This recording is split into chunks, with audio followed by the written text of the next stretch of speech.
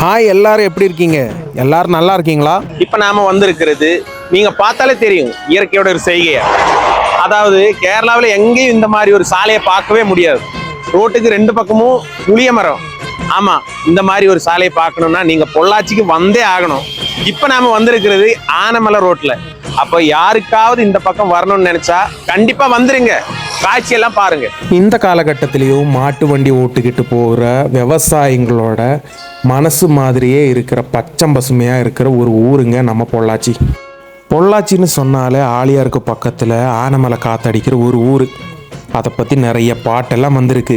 எனக்கு தெரிஞ்ச மாட்டுக்கு சொல்கிறேன்னா, இந்த பாட்டு நீங்கள் கேட்டிருக்குன்னா கமெண்ட் பண்ணுங்கள்.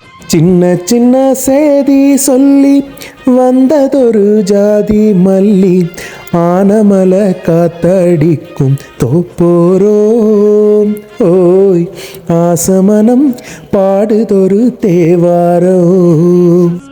ஆமாங்க, அந்த மாதிரி ஒரு நல்ல ஊர் நம்ம பொள்ளாச்சி. பொள்ளாச்சியில் யாராச்சும் வந்திருக்குன்னா கமெண்ட் பண்ணி என்கிட்ட சொல்லுங்கள். பாலக்காட்டுக்கு ரொம்ப பக்கத்தில் இருக்கிற விவசாயி மக்களோட அருமையான பாசத்தையும் நேசத்தையும் அனுபவிக்கிறதுக்கு நாம் கண்டிப்பாக போக வேண்டிய ஒரு இடம் நம்ம பொள்ளாச்சி.